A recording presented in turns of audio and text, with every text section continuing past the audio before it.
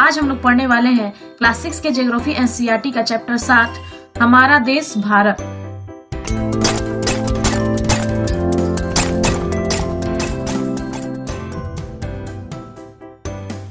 भारत एक बहुत बड़े भौगोलिक विस्तार वाला देश है। उत्तर में यह हिमालय के ऊंचे शिखरों से घिरा है, पश्चिम में अरब सागर, पूर्व में बंगाल की खाड़ी तथा दक्षिण में हिंद महासागर भारतीय प्रायद्वीप के तटों पर लहराते हैं। यानी कि यहाँ पर भारत देश की चौहद्दी के बारे में बताया जा रहा है कि उत्तर में हिमालय पर्वत, पश्चिम में अरब सागर, पूर्व में बंगाल की खाड़ी तो वहीं दक्षिण में हिंद महासागर से घिरा हुआ यह देश भारत है। भारत का क्षेत्रफल 32.8 लाख वर्ग किलोमीटर है। उत्तर में कश्मीर से लेकर दक्षिण में कन्याकुमारी तक इसका विस्तार लगभग 3200 किलोमीटर है तथा पूर्व में अरुणाचल प्रदेश से लेकर पश्चिम में कच्छ तक इसका विस्तार लगभग 2900 किलोमीटर तक है।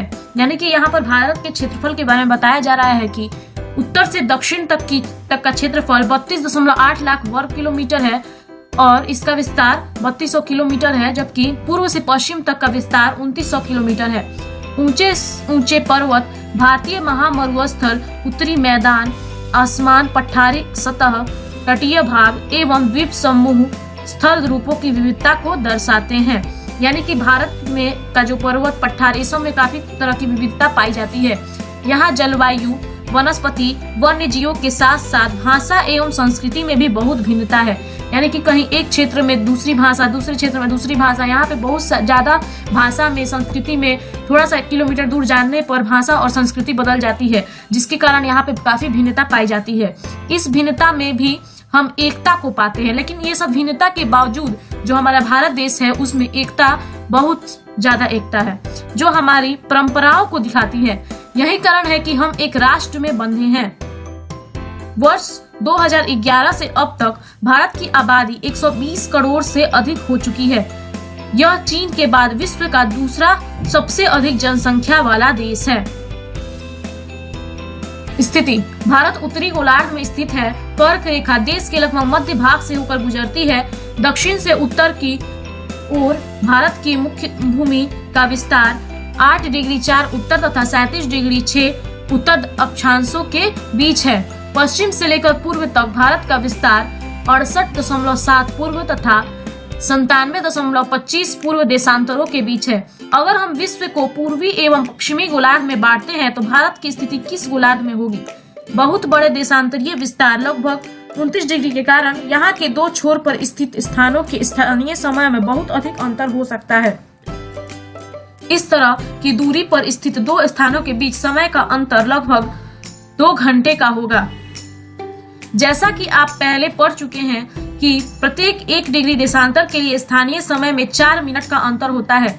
पश्चिम में गुजरात की अपेक्षा पूर्व में अरुणाचल प्रदेश में सूर्योदय लगभग 2 घंटे पहले होता है।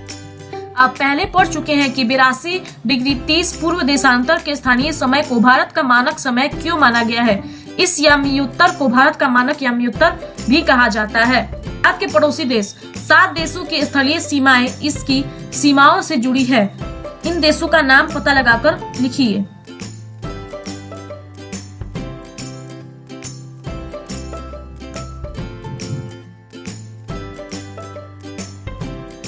इनमें से कौन कौन से देश हैं जिनकी सीमा समुद्र से नहीं जुड़ी है? दक्षिण में समुद्र में स्थित 2 द्वीप श्रीलंका और मालदीव हमारे पड़ोसी हैं।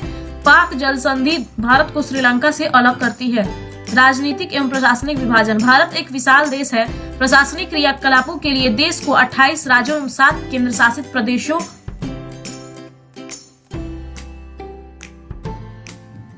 में बांटा गया है। दिल्ली भारत की राजधानी है।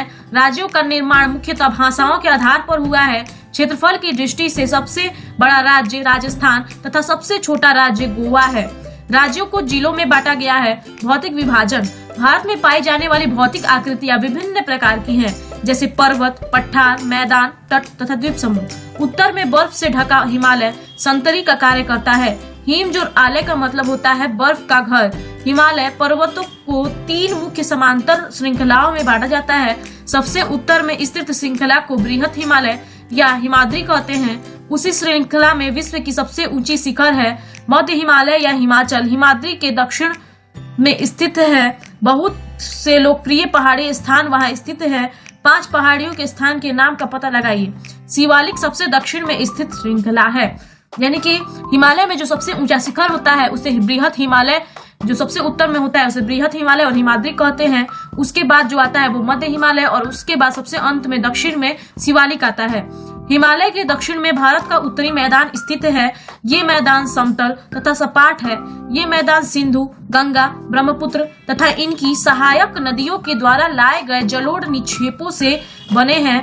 नदियों के ये मैदान कृषि के लिए उपजाऊ भूमि प्रदान करते हैं। यही कारण है कि इन मैदानों में जनसंख्या अधिक है। भारत के पश्चिमी भाग में भारतीय मरुस्थल स्थित है।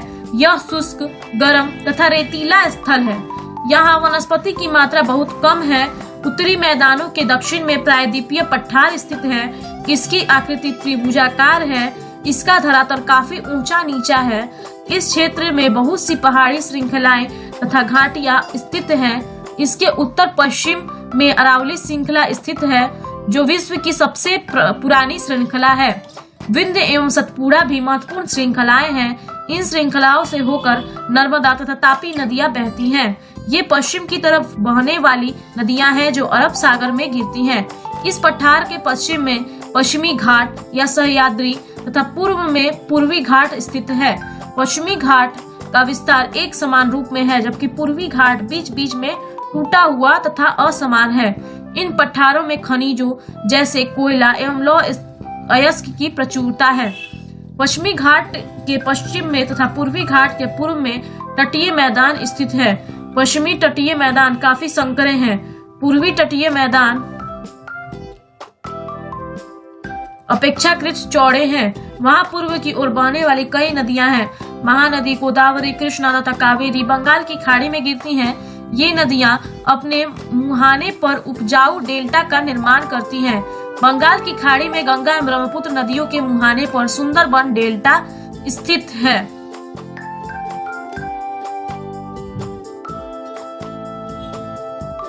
भारत में 2 द्वीप समूह भी हैं। लक्षद्वीप समूह अरब सागर में स्थित है। ये केरल के तट से कुछ दूर स्थित प्रवाल द्वीप है। अंडमान एवं निकोबार द्वीप समूह भारत से दक्षिण पूर्व दिशा में बंगाल की खाड़ी में स्थित है। क्या आप जानते हैं कि कौन सा द्वीप समूह वर्ष 2004 में सुनामी से प्रभावित हुआ था? समाचार पत्रों तथा लोगों से बातचीत के जरिए जानकारी प्राप्त कीजिए कि जब सुनामी भारतीय तट से टकराई थी तो किस प्रकार लोगों ने अलग अलग तरीके से इस चुनौती का सामना किया था। सुनामी एक विशाल सागरीय तरंग है जो समुद्र तल पर भूकंप के कारण उत्पन्न होती है, यानी कि समुद्र तल के नीचे आने वाले भूकंप को हम लोग सुनामी का नाम दे सकते हैं। जल्दी से सब्सक्राइब करो और बेल आइकन पे क्लिक करो।